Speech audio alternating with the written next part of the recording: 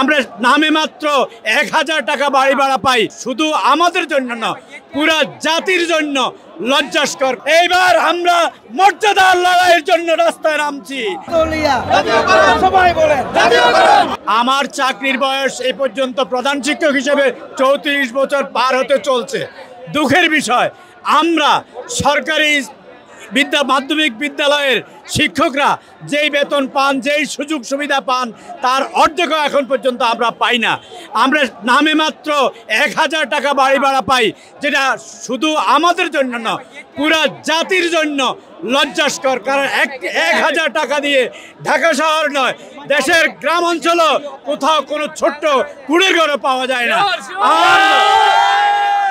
আমরা চাচ্ছি আমাদের এই শিক্ষা ব্যবস্থা জাতীয়করণ হবে, এবং জাতীয়করণ হওয়ার পূর্বে যত রকমের সুযোগ সুবিধা আছে সকল সুযোগ সুবিধা আমাদেরকে দিতে হবে। তা না হলে আমরা আজকে এই নেতার নেতৃত্বে যদি আমাদের দাবি দেওয়া সরকার আমরা প্রত্যাশা করছি মেনে নেবেন, তা না হলে ঢাকা শহর নয়, সারা বাংলাদেশে আমরা আমাদের নেতা যদি স্কুল কলেজ মাদ্রাসা বন্ধ করে দেওয়ার জন্য আদেশ করেন, আমরা সবাই বন্ধ করে এইবার আমরা মর্যাদার লড়াইয়ের জন্য রাস্তায় নামছি। সাংবাদিক ভাইয়েরা, আপনারা আমাদের কথাগুলিকে সরকারের কাছে পৌঁছে দেওয়ার জন্য আমরা বিনীতভাবে অনুরোধ জানাচ্ছি।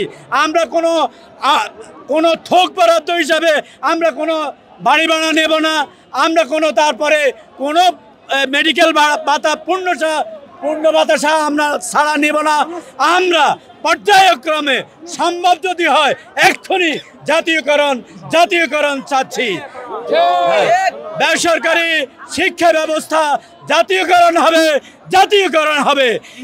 শিক্ষকদের মর্যাদা রক্ষা হবে। কোনো বিকল্প নাই। শিক্ষকদের গাড়িতে পতাকা থাকবে। কোন রাজনৈতিক দলের নেতার গাড়িতে পতাকা থাকতে পারবে না যতক্ষণ পর্যন্ত মানতে হবে। আমাদের দাবি মানতে হবে।